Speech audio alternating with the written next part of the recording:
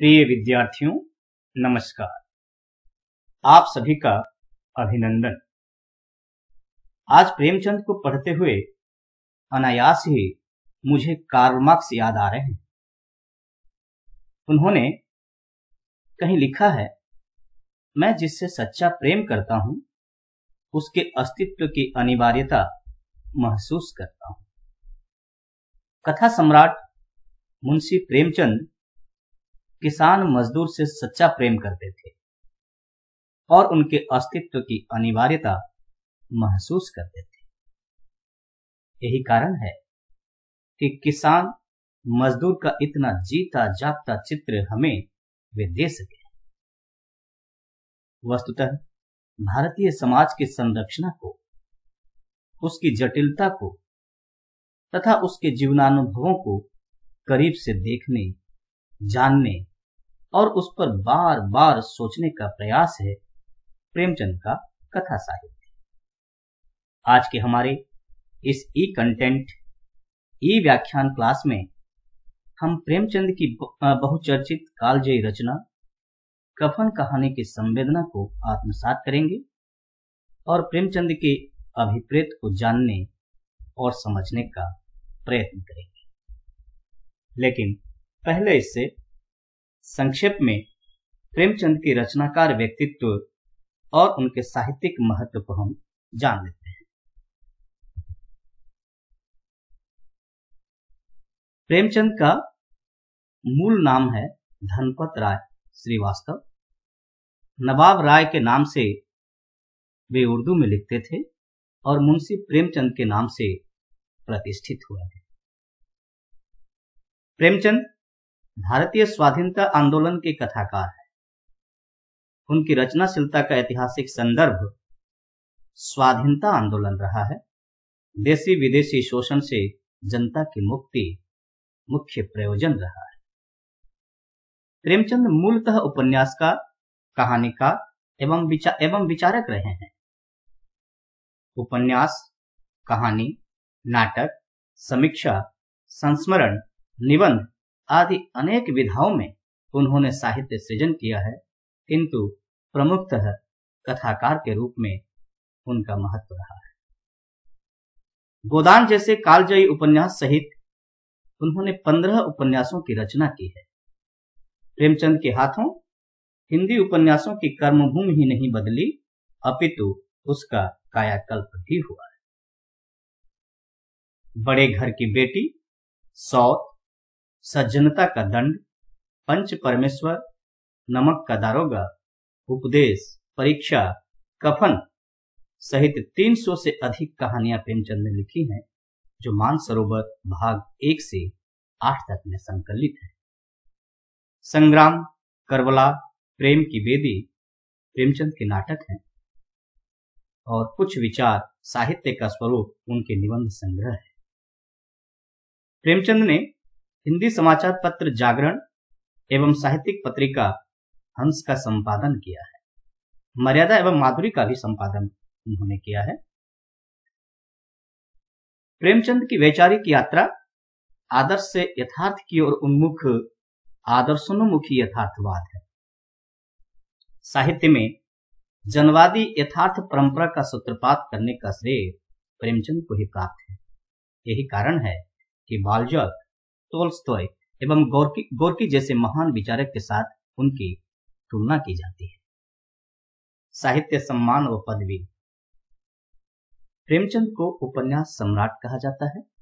वे युग प्रवर्तक, कहानीकार और कहानी के शहंशाह के रूप में भी जाने जाते हैं।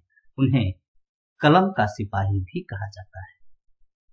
महाजनी सभ्यता प्रेमचंद का अंतिम निबंध है। साहित्य का उद्देश्य उनका अंतिम व्याख्यान है। कफन उनकी अंतिम कहानी है। गोदान उनका अंतिम पूर्ण उपन्यास है और मंगलसूत्र अंतिम अपूर्ण उपन्यास है। प्रेमचंद के रचनाकार व्यक्तित्व और उनके साहित्यिक महत्व को जान लेने के पश्चात चलिए अब हम हमारे आलोच्य विषय कफन कहानी के प्रतिपाद्य को बिंदुवार जान लेने का प्रयत्न करते हैं। कफन एक कालजयी रचना है। आधुनिक बोध की पहली कहानी इसे कहा गया है। रचना शिल्प और रचना दृष्टि दोनों ही आयामों पर यह प्रेमचंद की उल्लेखनीय उपलब्धि है। मूल्यों के खंडर की कहानी के रूप में कफन का नाम आता है। सामंत स्तर पर एक सशक्त व्यंग्य रचना है कफन कहानी।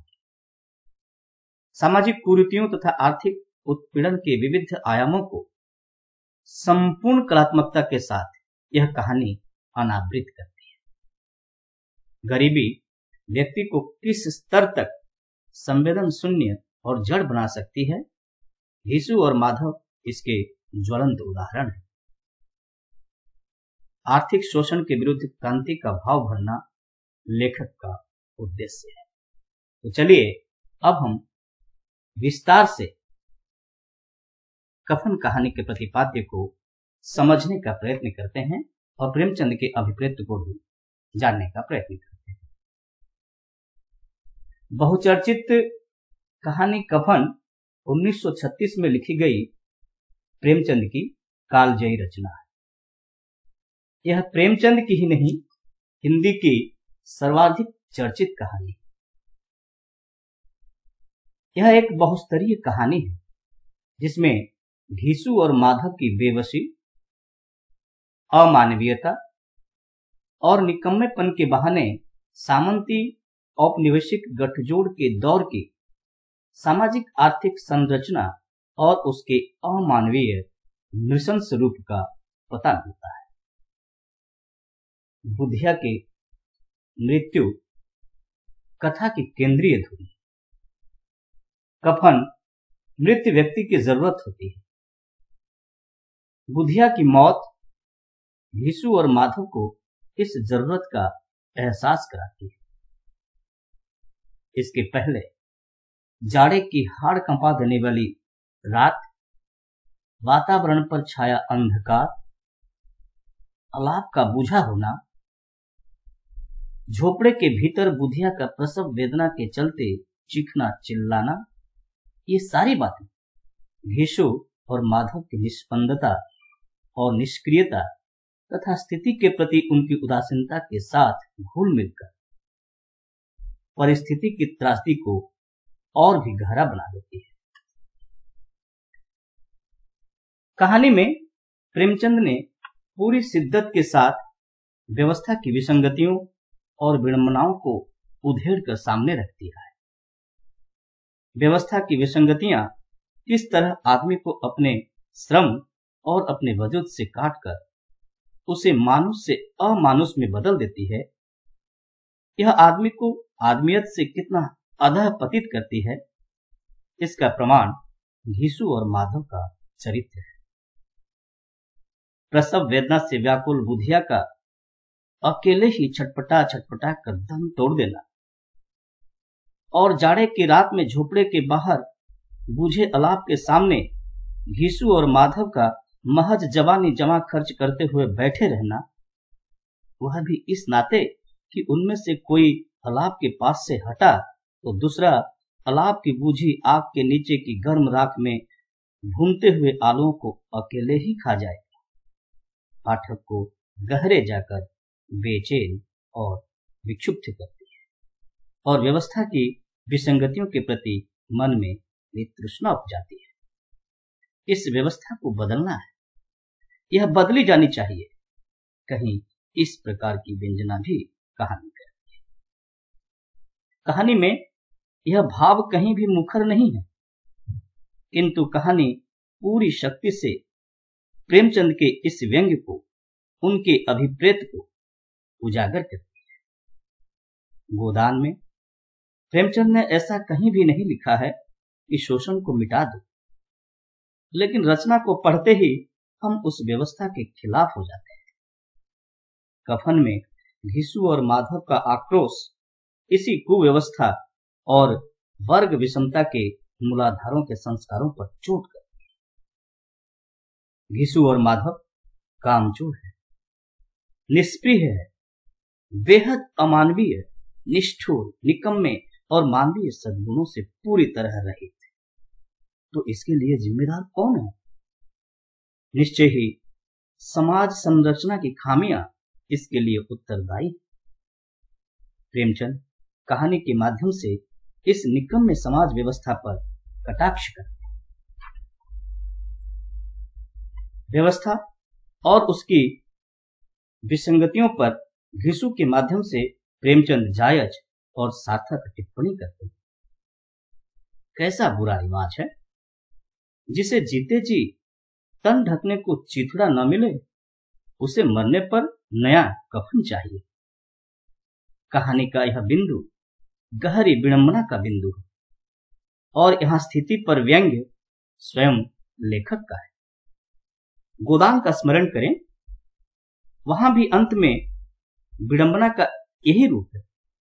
जो होरी जीते जी अपने घर के सामने एक गाय तक बांध नहीं सका, उसके अंतिम क्षणों में धर्म के ठेकेदार उसकी पत्नी से गोदान करने को कहता है। उल्लेखनीय है कि सुप्रसिद्ध उपन्यास गोदान एवं बहुचर्चित कहानी कफन दोनों ही प्रेमचंद की आखिरी रचना है, जिसमें प्रेमचंद ने नामवर सिंह के शब्दों में कहें तो भारतीय समाज का एक्सरे करके रख दिया है। कहानी को लेकर आलोचकों के अपने अपने मत हो सकते हैं। दलित संवेदना की दृष्टि से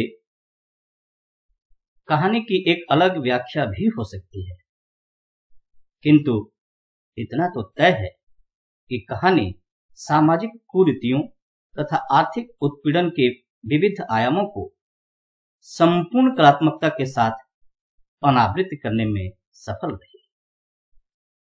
कथा सम्राट मुंशी प्रेमचंद की यह कहानी रचना शिल्प और रचना दृष्टि दोनों ही आयामों पर प्रेमचंद की उल्लेखनीय उपलब्धि है।